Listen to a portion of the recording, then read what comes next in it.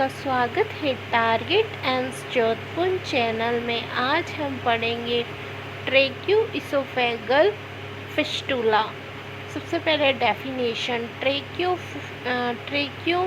Oesophageal fistula क्या होता है? इज ए कंजेनाइटल और एक्वायर्ड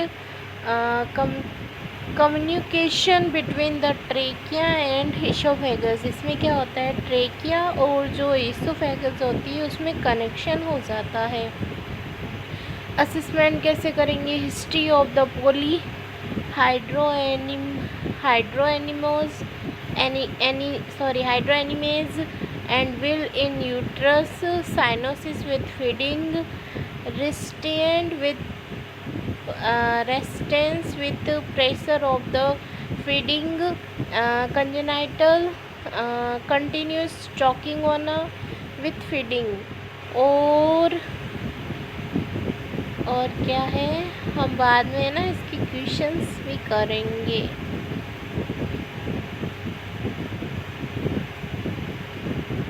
क्या करेंगे?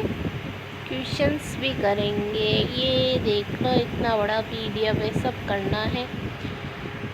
फिर इसकी टाइप्स क्या क्या होते हैं? तो मेनली ये 5 टाइप का होता है। फर्स्ट होता है जो 75% होता है, सेकंड बहुत कम होता है 2% होता है, और 3 बहुत ज़्यादा होता है 86% होता है, और डी तो रेयर ही होता है, कॉमन ई 4%। पहले में क्या है, ऊपर तो है दोनों ही फिस्टूला ही है, मतलब दोनों ही आपस में नहीं जुड़े हुए हैं। 5 type of tracheo oesophageal fistula.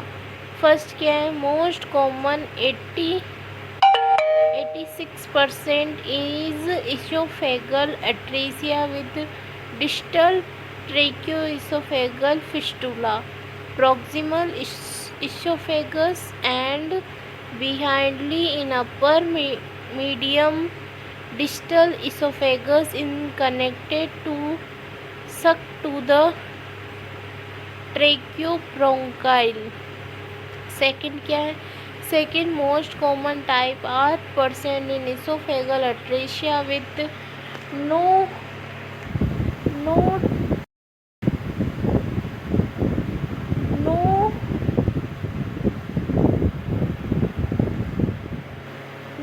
tracheoesophageal fistula, have small stomach, gaseous abdominal। 3 क्या होता है, third type most common type 4% is tracheoesophageal fistula with distal esophageal atresia। फिर 4 क्या है, 4 type is 1% in esophageal atresia with both a proximal and distal tracheoesophageal fistula।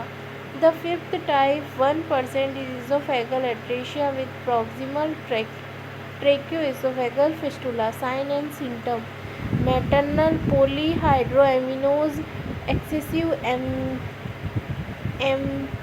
amniotic fluid noted parentally, excessive oral mucus production at birth because the baby is unable to swallow his or her swallow।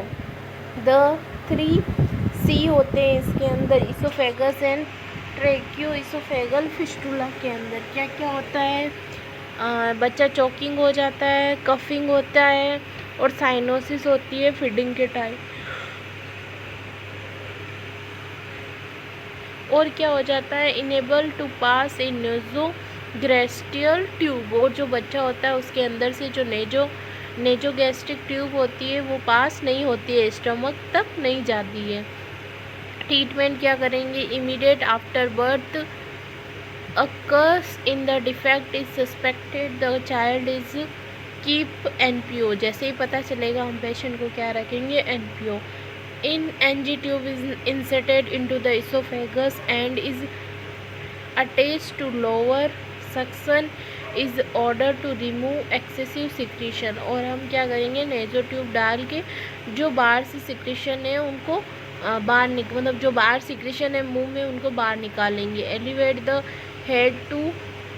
Elevate कर देंगे उसका head to reduce the quantity of secretion entering the trachea. फिर है within hour और day of birth. Within hours और day of birth surgical repair of the fistula to prevent gastric juices from entering the respiratory tree. और फिर है nursing intervention. Prevention of aspiration is more important. Supine position with head elevated. फिर है हर्सुम्स। फिर क्या पढ़ेंगे हम, मेगा कोलोन। उसके बाद हम पढ़ेंगे हर्सपुंज डिजीज़। ये थोड़ी अलग बीमारी है, इसको हम क्या बोलेंगे, हर्सपुंग डिजीज़। ये कैसे आती है, इसका नाम ऐसा कैसा रखा गया, इसका थोड़ा प्रोनाउंसिएशन थोड़ा सा अलग आ रहा है। क्यों आ रहा है, क्योंकि ये अंग्रेज़ों के द्वारा दिया गया था और वहाँ पे तो अंग्रेजी बोलना था आम बात था। तो ये हर्सपुंग डिजीज़ वहाँ से आई है और ये मेगा कोलोन की बीमारी होती है, मतलब उन्होंने नाम दिया इस डिजीज़ का।